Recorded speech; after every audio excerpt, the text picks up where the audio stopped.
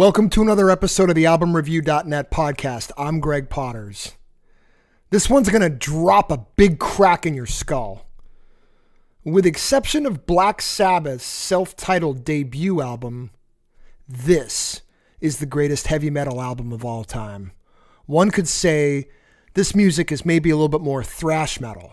So Webster's Dictionary's definition of the word thrash is 1. Noun, an act of thrashing. 2. Rock music, such as heavy metal or punk rock, that is extremely fast and loud.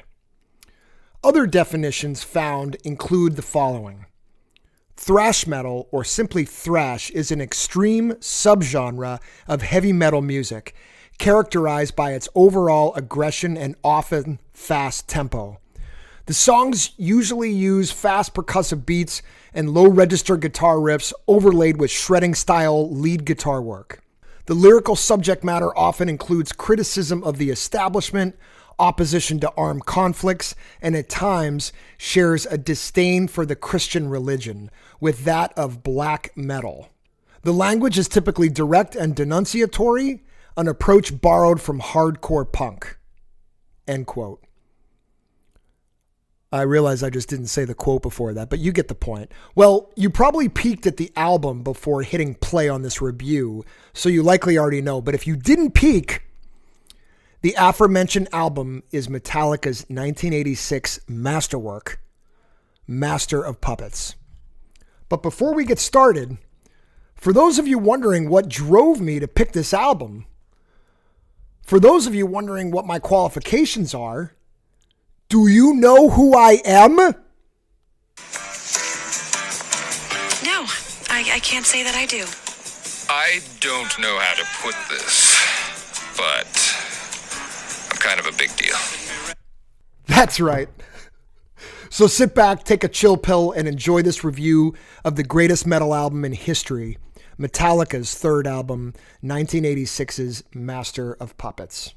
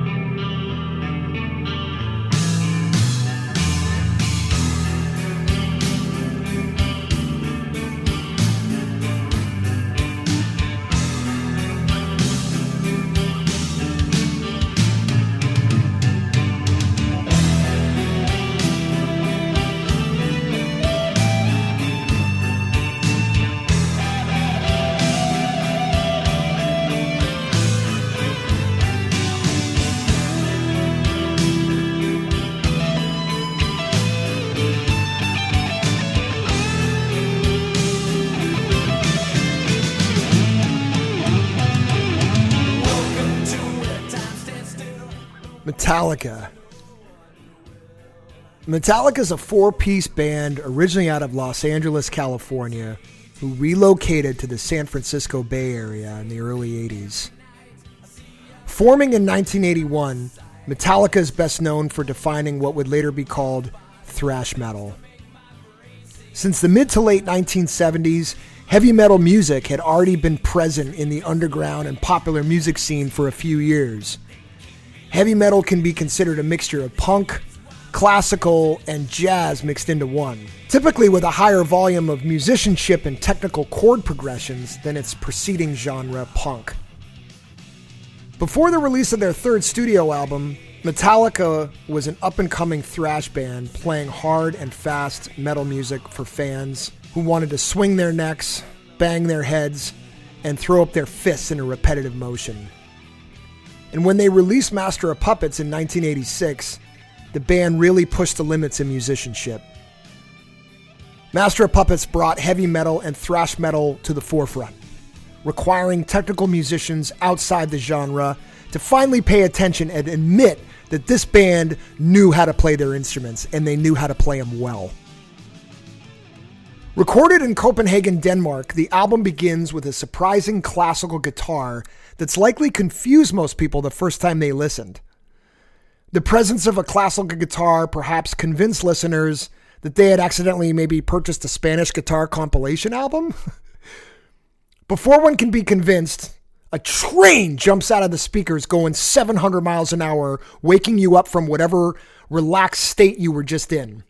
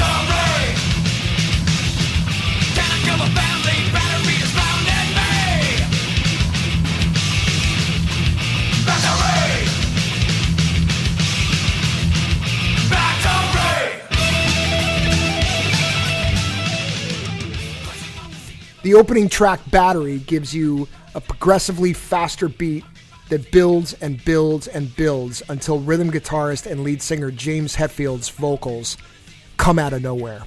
The song quickly forces the listener to pay attention. Metallica is doing everything they can to get you to pay attention. What's different about Master compared to other metal albums, it's not necessarily its speed, but its writing. Also, its technical makeup and a message of global paranoia. Avoiding other metal cliches with songs that discuss banging your fist in the air, Master explores the topic of abuse of power. With several war references, it was the first album that made me think deeper about the meaning of war. I always viewed war as a necessary evil when I was a kid. It was the good guys versus the bad guys. And we, of course, we were always the good guys. The Master of Puppets made me consider that there are other points of view in the world about war. It never brought me to one conclusion. It never brought me to one opinion. It just simply got me thinking. The title track to the album is likely its strongest piece, which is A Tall Order.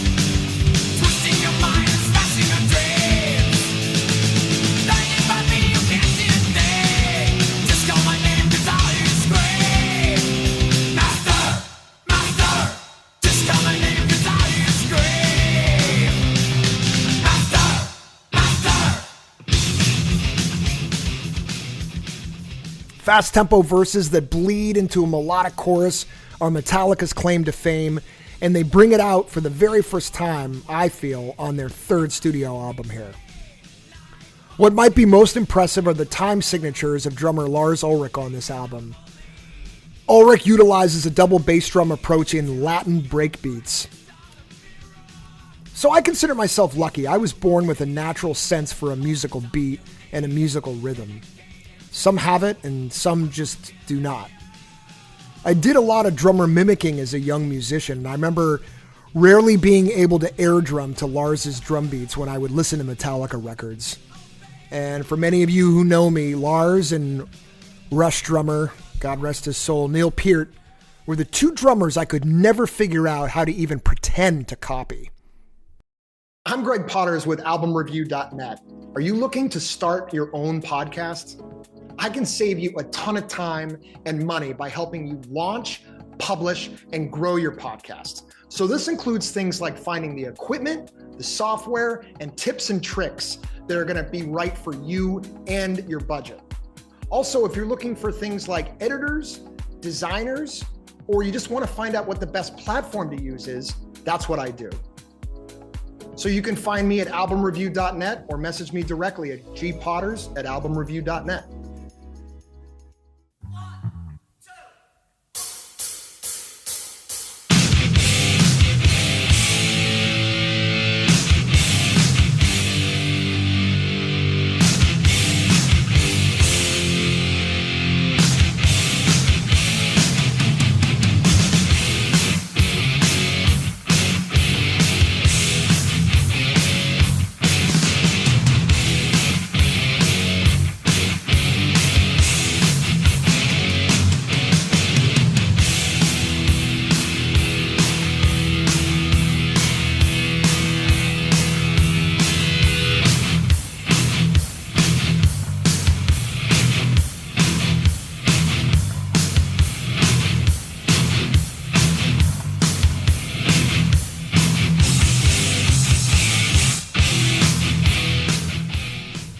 The mixture of melody and thrash continues on this album in tracks such as The Thing That Should Not Be, Welcome Home Sanitarium, Disposable Heroes, and Leper Messiah.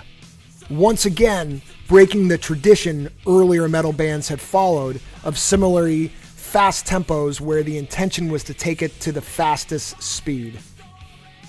These tracks cover such topics as war and evangelical abuse of power, all tied into a galloping rhythm section that certainly gets your blood pumping.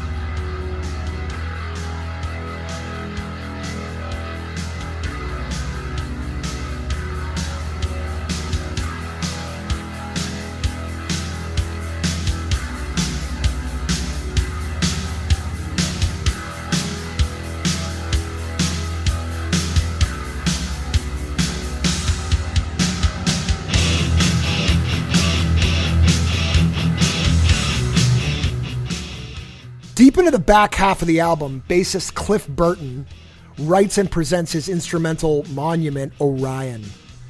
This song brings orchestral, classical notes together with mid-tempo riffing by Hetfield and lead guitarist Kirk Hammett. Burton's bass takes over 4 minutes into the song and brings it in a totally different direction. Certainly, in my opinion, making it a ballad. Burton was tragically killed in a bus accident while the band was on tour in Sweden supporting this album in 1986. And even as I do this review here in 2023, almost 2024, it's clear in interviews that the band has still not fully recovered emotionally from Cliff Burton's death. Metallica did go on to hire a new bass player, Jason Newsted, to record their follow-up album, And Justice for All, in 1988, and several other follow-up albums. And a third bassist would join the band in 2003, Rob Trujillo. After Newsted left to pursue outside musical ventures, Metallica auditioned several bass players, and when Trujillo finished his private audition with the band, guitarist Kirk Hammett is known for saying, "No one has played those notes like that since Cliff."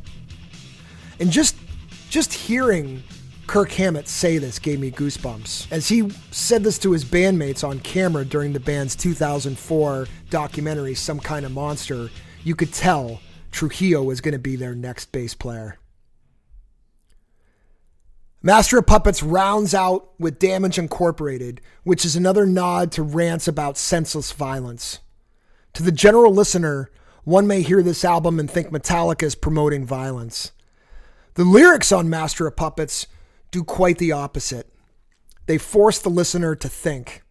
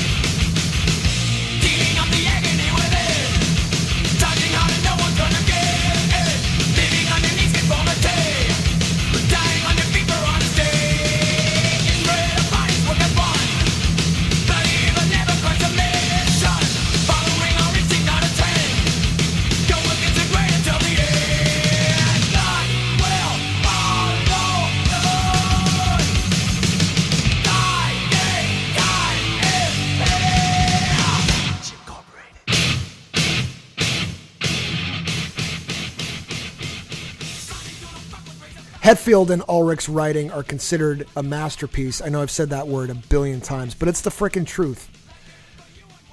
It's a masterpiece outside the metal community as well, pairing with more of an intellectual style of writing than albums in the past. Certified 6 times platinum, this album was also selected by the Library of Congress in 2015 for preservation in the National Recording Registry for being, quote, culturally significant. So do what I did many, many years ago. Pick yourself up a copy of the greatest metal album of all time, Metallica's Master of Puppets.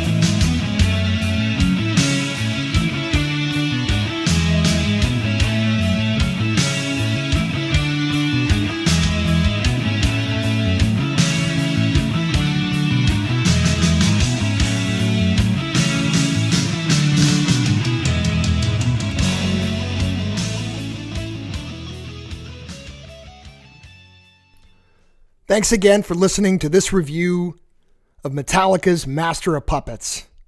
Master was Metallica's third album, and man, what a groundbreaker it was, huh? So if you're interested in any of the albums or books that I've discussed in this episode or previous episodes, go to albumreview.net and pick up a copy of your own. Listen to all my podcast album reviews at albumreview.net by clicking on the podcast tab. They can also be heard wherever podcasts are available. Please follow the show on your preferred platforms so you can get regular updates on new episodes. And also, if you guys would be so kind as to pop a quick review or rate the podcast, that helps move the needle and get the word out there.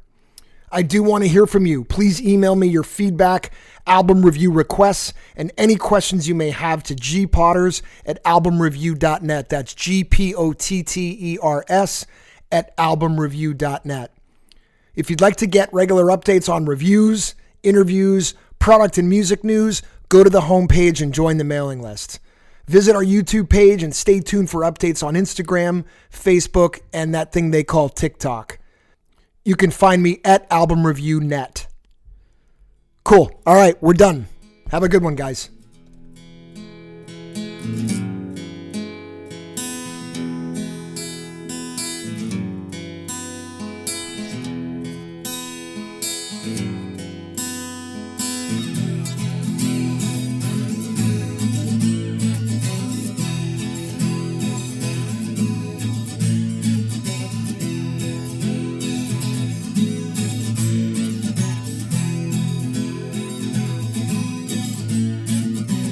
Take a trip down by the highway. Take a trip down by the highway. Take a trip down by the highway.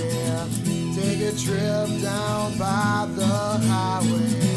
Take a trip down by